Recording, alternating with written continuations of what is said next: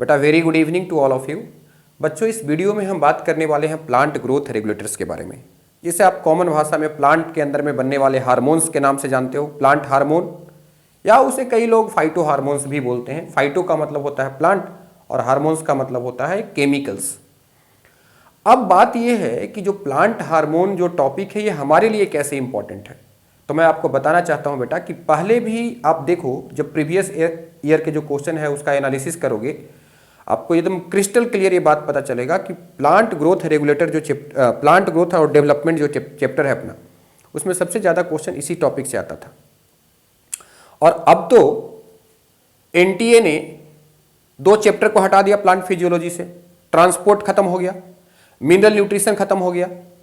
तो अब आप समझ लो कि एक क्वेश्चन और भी बढ़ गया इस चैप्टर में। जो चैप्टर हमारा कहीं ना कहीं डिलीट हो रहा है, वो चैप्टर का क्वेश्चन कहीं ना कहीं तो एडजस्ट किया जाएगा ना बेटा। तो आप ये समझिए कि ये टॉपिक आपके लिए और भी ज़्यादा इंपॉर्टेंट हो गया है। तो इस टॉपिक को आप ध्यान से समझिएगा और किसी भी तरह का दिक्कत होने से ऑफलाइन सेंटर पे बेटा आकर के मिलो, हम आपका जरूर हेल्प करेंगे। आप पूरी ईमानदारी के साथ अपना काम कीजिए, हम पूरी ईमानदारी के साथ अपना काम करेंगे। आइए, टाइम को ना गवाते हुए हम लोग बात करते हैं अपने टॉपिक पे। हमारा आज का टॉपिक है plant growth regulator. Plant growth regulators, ठीक है बेटा। Plant growth regulator is also called phyto hormones. Phyto hormones, ठीक है बेटा, राइट। प्लांट हार्मोन भी सिंपली इसमें बोलते हैं लोग, कई लोग। मुद्दे की बात यह है कि जब इस चैप्टर को पढ़ाया जाएगा तो क्या क्या सिखाया जाएगा बेटा। अगर हम इस चैप्टर को बात करें तो इसमें सबसे पहले हम केमिकल कंपोजिशन की बात करते हैं। कौन सा प्लांट कौन से केमिकल से बना हुआ है। फिर हम बात करते हैं कि प्लांट में जो हार्मोन्स बना है, ये सारे हार्मोन्स की डिस्कवरी कैसे कैसे हुई है। फिर हम बात करते हैं कि प्लांट के अंदर में जो हार्मोन बन रहे हैं उनका सोर्स क्या है, प्रिकर्सर क्या है ना बेटा। फिर हम बात करते हैं कि उनका बायो एसे क्या है, मतलब उसकी टेस्टिंग कैसे कैसे पता चला कि उसका क्या इफेक्ट होता है प्लांट के अंदर में। और फिर फाइनली हम बात करते हैं उसका फिजियोलॉजिकल रोल क्या है प्लांट के अंदर में। तो ओवरऑल 5 हेडिंग हम बनाएंगे बेटा। उसी 5 हेडिंग के अंदर में ये सारे हार्मोन को हम कवर कर लेंगे। क्या मैं हेडिंग लिख सकता हूं? जल्दी बताइए। आइए हम बात करते हैं बेटा। इसमें सबसे पहले बात करेंगे प्लांट हार्मोन में केमिकल कंपोजिशन, केमिकल कंपोजिशन की बात करेंगे, ठीक है बेटा। फिर दूसरी बात हम करेंगे क्या, कि जो भी हार्मोन है, जो भी केमिकल्स हैं, उसकी डिस्कवरी कैसे हुई, है ना,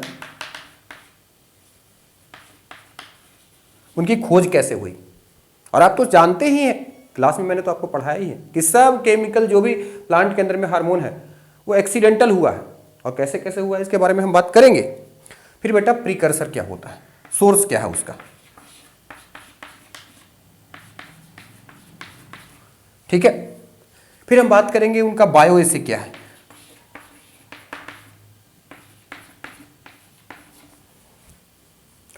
फिर हम बात करेंगे बेटा कि बायो एसे जब हम पढ़ लेंगे तो हम बात करेंगे कि उनका फिजियोलॉजिकल रोल क्या है।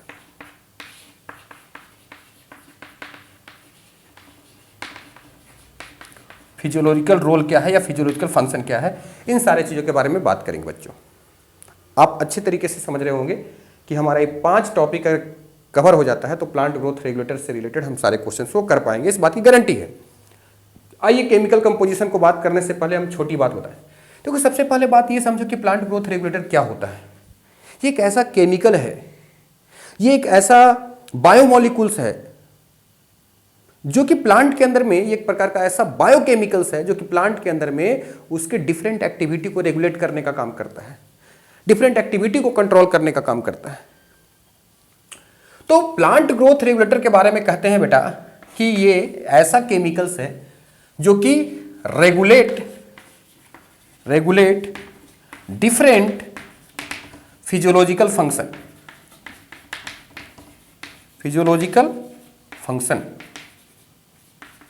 प्लांट के अंदर में जो अलग अलग डिफरेंट फंक्शन चल रहे हैं उनको ये रेगुलेट करने का काम करता है, उसको ये कंट्रोल करने का काम करता है। बात समझ में आ रही है। अब बात हम करेंगे कि जब ये कंट्रोल करेगा तो ये कैसे कंट्रोल करेगा, क्या इसकी एक्टिविटी होगी। तो इस बात को समझने के लिए हमें फिजियोलॉजिकल रोल को देखना पड़ेगा, पढ़ना पड़ेगा, ठीक है। आएंगे यहाँ पे पर पहले हम बात कर लेते हैं केमिकल कंपोजिशन की। आइए सबसे पहले हम केमिकल कंपोजिशन की बात कर लें। केमिकल कंपोजिशन की बात कर लें। ठीक है बेटा, देखिएगा, समझिएगा, बात को जरा ध्यान से समझिएगा। कुछ भी बेटा डिफिकल्ट नहीं होता। पहली बात तो आप समझो, पढ़ाई एक ऐसा मतलब माध्यम है जिसके जरिए हम समाज को, सोसाइटी को बहुत कुछ दे सकते हैं, है ना। और खुद के लिए भी पढ़ना बहुत जरूरी है। इसलिए पढ़ाई को कभी भी बोरिंग तरीके से मत पढ़ा करो, कभी भी बोरिंग तरीके से मत पढ़ा करो। फ्रेश मूड में ही पढ़ाई किया करो। और कुछ मैंने आपको ट्रिक बताया है, कुछ टेक्निक बताया है बेटा, वो सब अप्लाई किया करो। जब ऑफलाइन कोर्स में आते हो तो हम सब आपको बताते हैं, आपको तो पता ही है सब सारी चीज़। ठीक है, फिलहाल हम बात करते हैं बेटा, आइए, कि कंपाउंड में कौन कौन से कंपाउंड से बने होते हैं। तो केमिकल कंपोजिशन में जैसे देखियो, कुछ ऐसे हार्मोन होते हैं जो इंडोल कंपाउंड से बना होता है। इंडोल एक प्रकार का केमिकल कंपाउंड है। इंडोल कंपाउंड, जैसे आपने हार्मोन का नाम सुना होगा ऑक्सीजन हार्मोन, जैसे IAA होता है बेटा, IA, एक मिनट रुको, IA होता है, इसमें IAA होता है, IBA होता है बेटा। ये सब नेचुरल हार्मोन है ना। इंडोल 3 एसिटिक एसिड बोलते हैं बेटा इसको, इसको इंडोल ब्यूटारिक एसिड बोलते हैं। इसके बारे में अभी हम बात करेंगे। तो ये सब इंडोल कंपाउंड है। ठीक है बच्चों, ये पहला हो गया। दूसरा इंपॉर्टेंट चीज समझिए, कुछ कुछ ऐसे कंपाउंड होते हैं प्लांट के अंदर में, कुछ कुछ ऐसे हार्मोन होते हैं जो टर्पीन्स के बने होते हैं। प्लांट के अंदर में एक प्रकार का मेटाबोलाइट बनता है टर्पीन्स, जैसे कि टर्पीन्स, जैसे कि जिब्रेलिक एसिड, है ना, जिसको आप जिब्रेलिन्स भी कहते हो।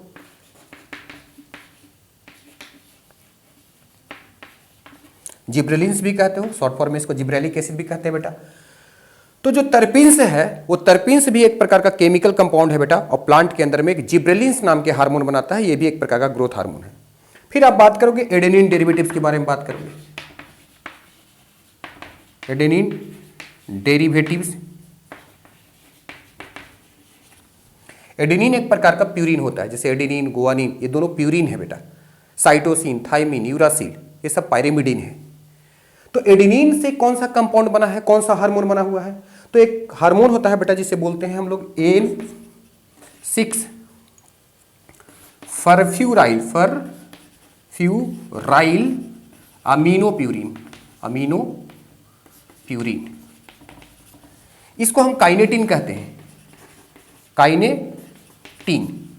यही सबसे पहला साइटोकाइनिन है जो डिस्कवर हुआ था। Kinetin is the first discovered hormone, और काइनेटिन का केमिकल नाम पूछे तो बताना N6 फरफ्यूराइल अमीनोप्यूरिन। राइट बेटा, ठीक है, ये सब याद करते जाओ, है ना। ये सब स्टार मार्क दे करके लिखते चले जाओ। इंपॉर्टेंट चीजें हैं, आपके एग्जाम में बहुत काम आएंगे।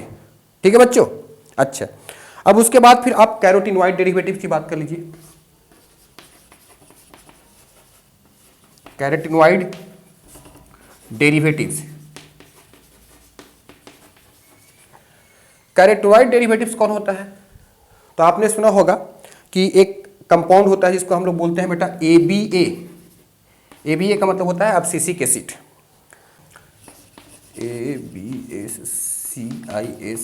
अब्सिसिक एसिड। ठीक है बच्चों, तो ये जो है आपका हार्मोन्स हो गया। उसके बाद फिर आप देख लो, एक गैसियस हार्मोन है बेटा, गैस के फॉर्म में पाया जाता है, इसको बोलते हैं इथाइलिन।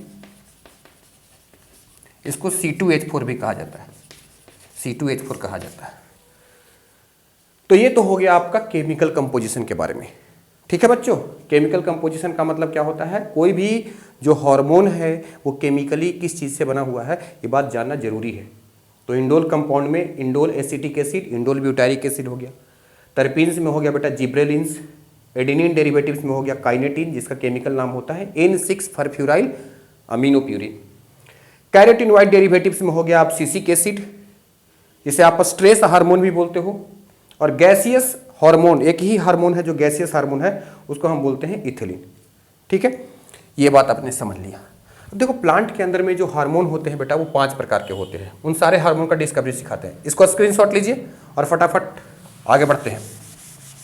आइए हम डिस्कवरी की बात करेंगे, लेकिन उससे पहले आप देख लो, प्लांट के अंदर में जो भी हार्मोन होते हैं बच्चों, प्लांट के अंदर में जो भी हार्मोन होते हैं, इसके बारे में आपको बात क्या ध्यान रखना है। 5 हार्मोन होते हैं। ऑक्जीन है, ठीक है, जिब्रेलिक एसिड है या जिब्रेलिन है। उसके बाद है बेटा साइटोकाइनिन,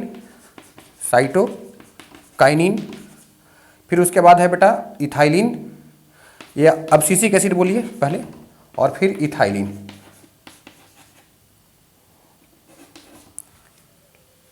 अब इसमें जो ऊपर का 3 हार्मोन है बेटा, ऑक्जीन, जिब्रेलिक एसिड और साइटोकाइनिन, ये ग्रोथ को प्रमोट करता है, इनका पॉजिटिव रोल होता है, ठीक है, यानी ये ग्रोथ प्रमोटर है, ग्रोथ प्रमोटर है। नीचे के जो 2 हार्मोन है बच्चों, अब्सिसिक एसिड और इथिलीन, ये ग्रोथ को रोकने का काम करते हैं, इनको बोलते हैं ग्रोथ इनहिबिटर। ये ग्रोथ इनहिबिटर का काम करते हैं, मतलब ये ग्रोथ को रिटार्ड कर देंगे। रिटार्ड मतलब नीचे की तरफ एरो दिखा रहा हूं, तो ग्रोथ को ये क्या कर रहे हैं बेटा, ग्रोथ को ये रिटार्ड कर रहे हैं। इथिलीन एक ऐसा हार्मोन है जो ग्रोथ को इनहिबिट भी करता है और प्रमोट भी करता है, लेकिन इसको रखा जाता है इनहिबिटरी के कैटेगरी में, क्योंकि ज्यादा रोल ए इनहिबिशन का करता है। और ये ड्यूअल नेचर का हार्मोन है बेटा, ड्यूअल नेचर। बोला क्यों, अभी बताया ना कि ये ग्रोथ को प्रमोट करने का भी काम करेगा और ग्रोथ को इनहिबिट करने का भी काम करेगा। अब वो क्या क्या करता है, क्या प्रमोटिंग एक्शन है, क्या इनहिबिटरी एक्शन है, कहाँ पे ग्रोथ के को बढ़ावा देगा, कहाँ पे ग्रोथ को रोकेगा, ये सारी बातों को हम सीखेंगे।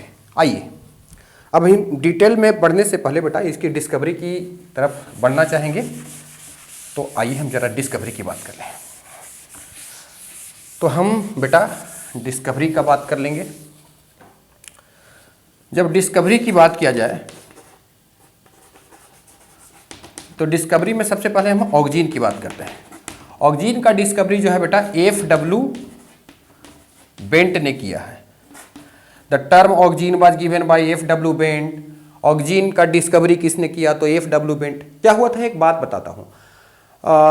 एक साइंटिस्ट थे, उनका नाम था चार्ल्स डार्विन, और उनका सन फ्रांसिस डार्विन, दोनों मिल करके स्टडी कर रहे थे, कुछ स्टडी कर रहे होंगे, लेकिन उनको दिखाई दिया कि जब लाइट किसी ग्रास पे पड़ता है, कैनरी ग्रास था एक, उस पर लाइट पड़ा, यूनिलैटरल लाइट, तो वो बेंड कर गया, यानी फोटोट्रॉपिज्म दिखाई दिया।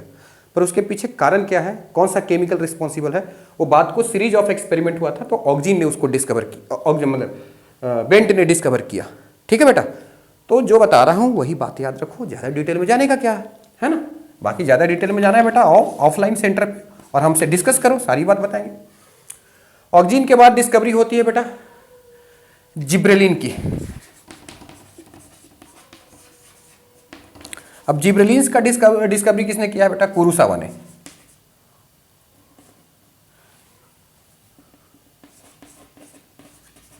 कुरोसावा एक प्रकार का कुरोसावा जो है बेटा वो जापान के साइंटिस्ट है, जापानीज साइंटिस्ट है। उन्होंने क्या देखा कि एक बार जापान में क्या हुआ था कि राइस का जो ग्रोथ है वो बहुत ज़्यादा हो रहा था, लेकिन राइस के अंदर में फ्रूटिंग नहीं हो रहा था। तो बोला गया कि ऐसा बीमारी है जिसमें कि फ्रूटिंग हो ही नहीं रहा है, बस खाली प्लांट का। भाई राइस का प्लांट कितना भी बढ़े, फ्रूट से मतलब है ना हमें। तो सॉरी बच्चों, कुछ टेक्निकल प्रॉब्लम होने की वजह से वीडियो बीच में रुक गया था। तो कहाँ पे थे हम लोग बात कर रहे थे डिस्कवरी ऑफ हार्मोन के बारे में, और हम जिब्रेलिन हार्मोन के डिस्कवरी के बारे में बात कर रहे थे। हमने बोला था कि जो जिब्रेलिन हार्मोन है उसकी डिस्कवरी जापान में कुरोसावा ने किया था। जापान में क्या हुआ था, एक बार बेटा एक राइस का प्लांट था, कुछ राइस के प्लांट थे, उसमें फोलिस सीडलिंग नाम के एक डिजीज रिपोर्ट किया गया, क्योंकि एक फंगस अटैक किया था उसके ऊपर में जिसका नाम था जिब्रेला फ्यूजिकुराई, और वो फंगस जो है वो कुछ केमिकल सीक्रेट कर रहा था, और उस केमिकल की वजह से एक्स्ट्रा लेंथ बढ़ गया था प्लांट का, और उस प्लांट के अंदर में वो सारे प्लांट जो थे राइस के उसमें फ्रूटिंग नहीं हुआ था।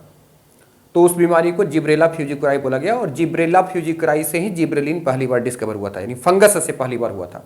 वैसे प्लांट में भी पाया जाता है, लेकिन अब ज़्यादा जिब्रेलिन डालोगे तो एक्सेस लेंथ बढ़ जाता है, तो सारा न्यूट्रिशन जो है बेटा उधर ही सप्लाई हो जाता है। तो अगला हार्मोन के बारे में हम बात करेंगे बेटा, जिसका नाम है साइटोकाइनिन। साइटोकाइनिन, तो साइटोकाइनिन का जो है बेटा, इसमें हम बोलते हैं कि जो साइटोकाइनिन है इसके बारे में कहा जाता है एक फिश होता है जिसका नाम होता है हेरिंग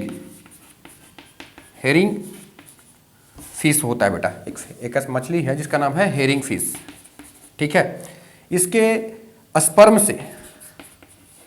स्पर्म में एक केमिकल आइसोलेट किया गया जिसका नाम होता है, एक केमिकल था बेटा, केमिकल आइसोलेट किया गया। और किसने किया था? स्कूग ने, स्कूग और मिलर दोनों ने मिलकर किया था। MILLER, मिलर ने किया था बेटा। मिलर और स्कूग दोनों था, मेन आदमी मिलर ही था।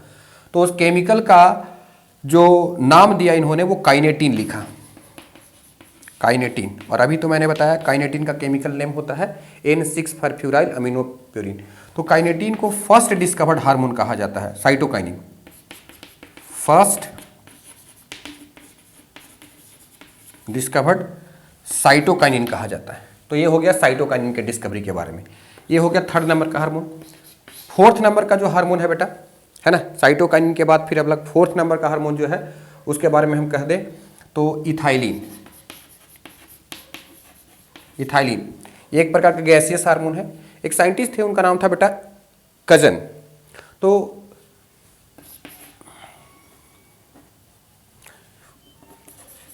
कजन ने क्या देखा कि जब हम कोई राइपेंड फ्रूट को अनराइपेंड फ्रूट के साथ रखते हैं तो वो अनराइपेंड वाला भी फ्रूट राइपेंड हो जाता है, पक जाता है।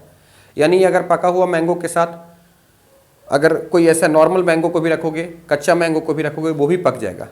क्या होता है एक्चुअली, इसमें एक वोलाटाइल सब्सटेंस रिलीज होता है।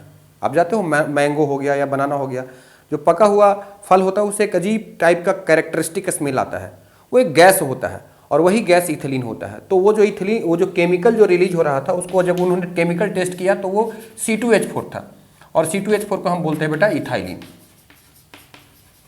ठीक है, तो इथिलीन की डिस्कवरी हो गई बेटा।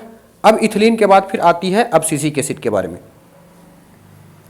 तो अब्सिसिक एसिड के बारे में हम यहां पे लिख देते हैं 5 नंबर का जो हार्मोन है ABA, इसको हम स्ट्रेस हार्मोन भी बोलते हैं बेटा, stress hormone. Stress hormone stress hormone इसलिए कहते हैं क्योंकि इसकी ये जो है वो स्टोमेटा को क्लोज करवा देता है। इसको कुछ वैज्ञानिक ने अब्सिसिन बोला, अब्सिसिन 2 बोला, अब्सिसिन 2 नाम दे दिया। कुछ साइंटिस्ट लोगों ने बेटा इसको डॉर्मिन कह दिया। ठीक है, कुछ लोगों ने इसको इनहिबिटर बीटा बोल दिया, बीटा बोल दिया। बाद में पता चला कि ये जो इनहिबिटर बीटा है, डॉर्मिन है या अब्सिसिन 2 है, ये सब एक ही केमिकल है, सब एक ही इफेक्ट को दिखा रहे हैं। तो इसको बाद में अब्सिसिक एसिड कहा गया। और इसका डिस्कवरी किसने किया है बेटा? एडिकॉट ने। इसका डिस्कवरी किसने किया है? एडिकॉट ने। डिस्कवरर का नाम मैं नीचे लिख दे रहा हूँ, ADICOT,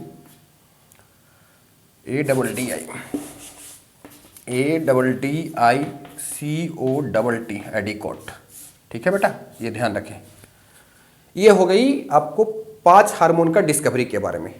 अब डिस्कवरी के बाद अगला टॉपिक है बेटा प्रिकर्सर। तो आइए हम प्रिकर्सर के बारे में भी बात कर लें। प्रिकर्सर का मतलब होता है सोर्स। कोई भी जो हार्मोन प्लांट के अंदर में बन रहा है उसके सोर्सेज क्या है? कुछ तो सोर्स होगा ना बेटा, हार्मोन कहीं से सिंथेसाइज हो रहा है तो उसका कोई सोर्स होगा। तो सोर्स की बात कर लें, सोर्स को हम प्रिकर्सर भी कहते हैं। तो पहला अगर मैं बात करूं, इधर एक साइड में लिख देता हूं हार्मोन का नाम लिख देता हूं और एक साइड में सोर्स लिख लेता हूं। तो जैसे हम बोल लें ऑक्जीन, ऑक्जीन हो गया बेटा। फिर हो गया जिब्रेलिक एसिड, जिब्रेलिक एसिड या जिब्रेलिन बोलते हैं। फिर हो गया साइटोकाइनिन। फिर हो गया बेटा आपका जाकर के इथिलीन। और फिर अब्सिसिक एसिड ABA। सभी का सोर्स का नाम लिखें। सभी का सोर्स क्या क्या होता है बेटा? सबका सोर्स का नाम लिखें। देखिए, ऑक्जीन का जो प्रीकर्सर है बेटा वो ट्रिप्टोफैन नाम का अमीनो एसिड होता है।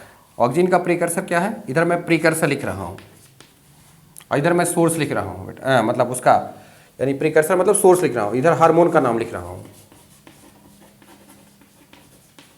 ये हार्मोन्स है और ये हार्मोन कहाँ से बन रहा है, उसका सोर्स क्या है? तो ऑक्जीन का सोर्स होता है बेटा ट्रिप्टोफैन। ट्रिप्टोफैन एक अमीनो एसिड है ना? बात समझ में आ रही है? उसके बाद आपसे पूछा जाए जिब्रेलिन का क्या होता है, तो acetyl coenzyme. Acetyl coenzyme A, ये जिब्रेलिन का प्रिकर्सर है। साइटोकाइनिन का होता है बेटा adenosine monophosphate, AMP, adenosine monophosphate. जैसे एडिनोसिन ट्राइफॉस्फेट होता है, एडिनोसिन डाइफॉस्फेट, तो एक फॉस्फेट रहा तो उसे एडिनोसिन मोनोफॉस्फेट बोलते हैं। उसी प्रकार से आपको देखा जाए बेटा कि अगर इथिलीन का, तो इथिलीन का होता है बेटा एक amino acid, sulphur containing amino acid जानते हो, मेथियोनाइन होता है। और अब सिसिक एसिड का होता है वाइलोजेंथिन, वाइलोजेंथिन। तो ये आप इसको सारा नोट कर लीजिए, ये प्रिकर्सर के बारे में हो गया बेटा। अब हम बात करते हैं बायो एसे के बारे में।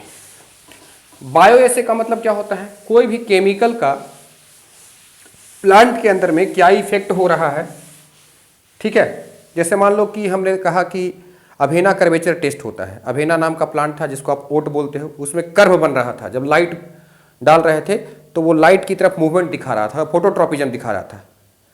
तो कोई एक्टिविटी जो है, इससे पहचान में आता है कि कौन सा केमिकल ये एक्टिविटी कर रहा है प्लांट के अंदर में, उसको हम बायो एसे बोलते हैं बेटा। समझ पा रहे हो बात को। तो अब इसके लिए बायो एसे, अलग अलग बायो एसे होता है।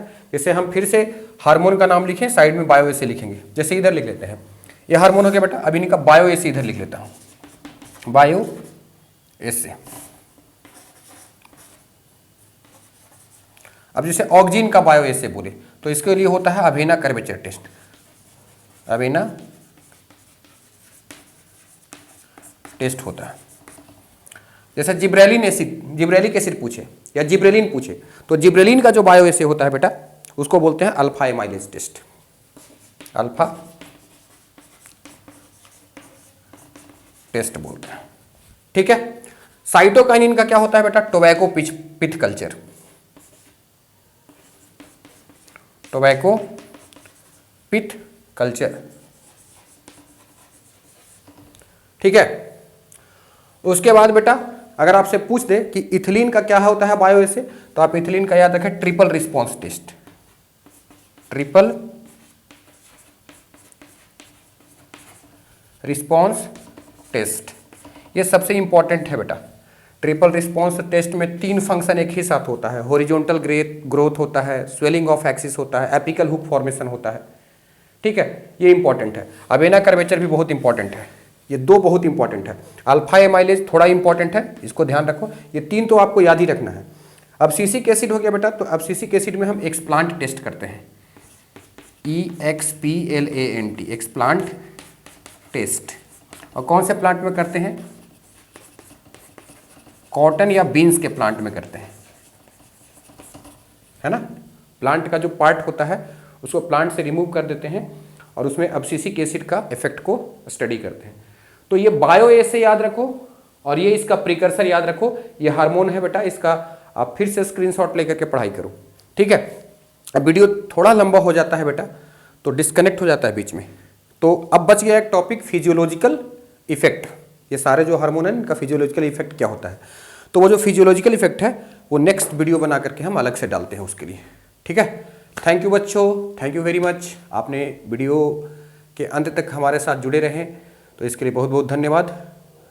हम समझते हैं कि ये जो भारत है ना अपना देश, ये इंडिया बड़ा खूबसूरत देश है और यहाँ पे बड़ा खूबसूरत लोग रहते हैं। तो मेरा एक गुजारिश है बच्चों आपसे कि हम अपने देश को, हम अपने वतन को अगर बढ़ाना चाहते हैं एजुकेशन के मामले में, क्योंकि देखो एजुकेट, अगर कोई कंट्री अगर एजुकेशन अगर हो गया, उसमें एजुकेशन अगर बहुत ज़्यादा बढ़ गया तो वो कंट्री बहुत ज़्यादा डेवलप कर जाता है और ये दूसरा कंट्री चाहता नहीं है। सो मैं उम्मीद करता हूँ कि ये वीडियो को आप अपने दोस्तों तक ज़रूर शेयर करेंगे और एजुकेशन का जो हम लोगों का मिशन चल रहा है, ये एजुकेशन का मिशन के सहायता से जो एजुकेट करने का जो हमारा जो ये प्रयास है, इससे लोगों को फ़ायदा हो, हमें इसमें बहुत खुशी मिलेगी। और इसके लिए वीडियो को देखना ना भूलें, चैनल को सब्सक्राइब करना ना भूलें और वीडियो को लाइक करना भी ना भूलें और वीडियो को शेयर करना भी ना भूलें। मिलेंगे नेक्स्ट वीडियो में। थैंक यू, धन्यवाद, नमस्कार, खुदा हाफिज़। चलिए जी।